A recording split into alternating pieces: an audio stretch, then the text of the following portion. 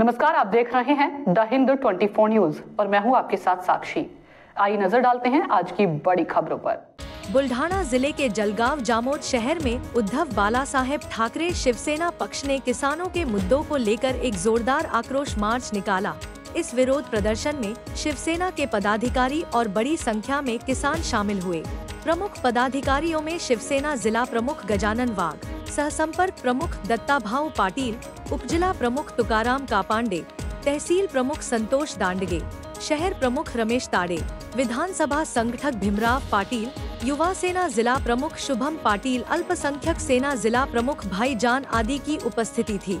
पदाधिकारियों ने ढोलताशों के निनाद में बैलगाड़ी पर सवार होकर यह मार्च निकाला और निम्नलिखित मांगे रखी, जिसमें प्रमुखता से किसानों की संपूर्ण कर्जमाफी की जाए, गीला अकाल घोषित किया जाए, किसानों को 50,000 रुपए प्रति हेक्टेयर की आर्थिक सहायता दी जाए, बकाया फसल बीमा का भुगतान तुरंत किया जाए। इस आक्रोश मार्च में जलगांव जामोद तहसील और आसपास के क्षेत्रों के किसान, शिवसेना और उससे जुड़ी विभिन्न संगठनों के पदाधिकारी बड़ी संख्या में मौजूद थे।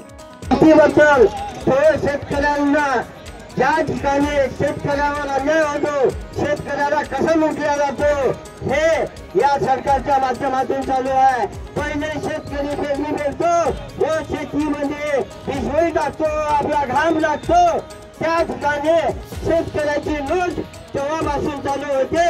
या वेळापासून पिशवीचे भाव वाढतात, खताचे भाव वाढतात, फवारणीचे भाव वाढतात, त्याकरता शेतकऱ्याला लुटला जातो।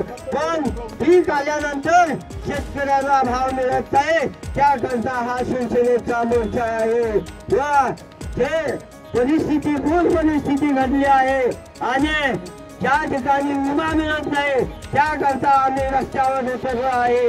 या सरकारची नीती तुम्ही पाहिलं असेल, या सरकारच्या माध्यमातून या मुख्यमंत्र्याला 21,000चा बेजुमाई झोपण्याकरता व आमच्या शेतकऱ्याला हेक्टरी 8,000 रुपये दिले जातात।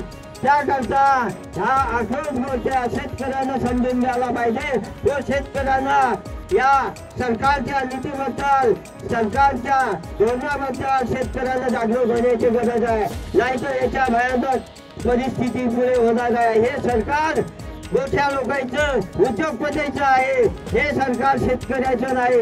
जर शेतकऱ्यांना जर पिकवलं नाही तर हे काय गुन्हा खातील काय? याच्या हातापायामध्ये दम येते, जो खाल्ल्यानं जे भाकर भाजी मिळते, गहू वगैरे, डाळ वगैरे या शेतकऱ्याच्या घालून जाते, हे यांनी लक्ष ठेवावं।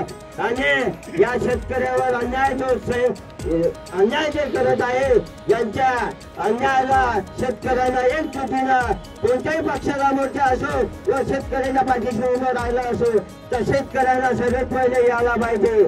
हे या महाराष्ट्रामधली परिस्थिती आहे।